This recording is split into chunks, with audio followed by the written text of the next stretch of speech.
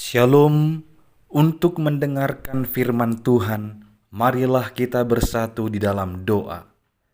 Kasih karunia dan damai sejahtera dari Allah Bapa kita dan dari anaknya Tuhan Yesus Kristus kiranya menyertaimu sekalian. Amin. Ayat harian untuk kita pada hari Rabu 26 November 2025. Tertulis di dalam surat 1 Korintus pasal 1 ayat 24. Tetapi untuk mereka yang dipanggil, baik orang Yahudi maupun orang bukan Yahudi, Kristus adalah kekuatan Allah dan hikmat Allah. Di dalam bahasa Batak disebut demikian. Alai diakana tarjui, nang Jahudi, nang gorik, gabe hagogoon ni debata, dohot habisuhon ni debata do Kristusi. Jemaat yang dikasihi oleh Tuhan Yesus Kristus, orang-orang percaya mulai terbagi-bagi dalam kelompok-kelompok yang lebih mengagungkan pemimpin-pemimpin rohaninya dibandingkan Kristus.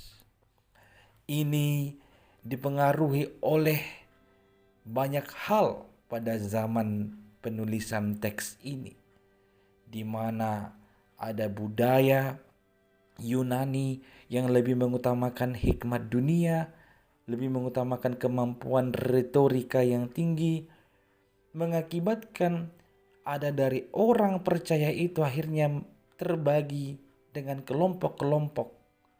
Tentu hal itu bukanlah tujuan Injil yang sesungguhnya.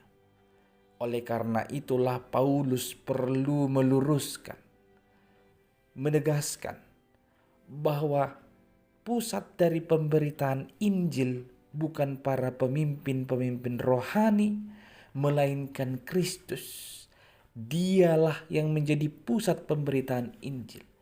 Kristus, dialah kekuatan Allah, hikmat Allah yang harusnya lebih diagungkan dan lebih mempengaruhi dan mengubah hidup orang-orang yang percaya. Salib Kristus itulah isi hati Allah yang sesungguhnya, yang dengan sungguh-sungguh hendak menyatakan keselamatan bagi dunia ini, bagi semua ciptaannya. Salib Kristus, di mana dia harus mati di kayu itu, hanya untuk keselamatan manusia dari segala hukuman karena dosa. Kita dan orang lain yang sama-sama dipanggil ke dalam Kristus hendaknya mengakui bahwa Kristuslah pusat, dialah sumber kekuatan, dialah hikmat Allah yang dapat kita saksikan secara nyata. Maka apabila sebuah pemberitaan Injil dilaksanakan, maka harus jelas bagi si pemberita dan si penerima bahwa Injil atau Kristuslah yang menjadi inti pemberitaan. Oleh karena itu, biarlah kiranya para pemberita Injil mengabarkan Injil dengan sungguh-sungguh, bukan untuk mencari nama atau mencari keuntungan baginya, melainkan hanya demi kemuliaan Kristus. Dan biarlah siapapun yang menerima Injil tidak membuat itu menjadi sebuah kesombongan baginya dan perpecahan yang membuat dia terpisah dari kawanan atau kelompok orang percaya itu, melainkan supaya dia memuliakan Kristus. Intinya, Kristuslah di atas segalanya. Dialah yang menjadi tanda kekuatan Allah untuk menyelamatkan kita dari ketidakmungkinan menjadi mungkin. Kristus yang tersalib, yang mati di salib itulah menjadi bukti nyata hikmat Allah. Jikalau dunia melihat salib adalah kebodohan, Tapi bagi Allah itu adalah hikmatnya, cara yang dipakainya untuk menunjukkan kuasanya dalam menyatakan keselamatan bagi dunia ini. Terimalah Injil dengan memuliakan Kristus. Beritakanlah Injil dengan memuliakan Kristus.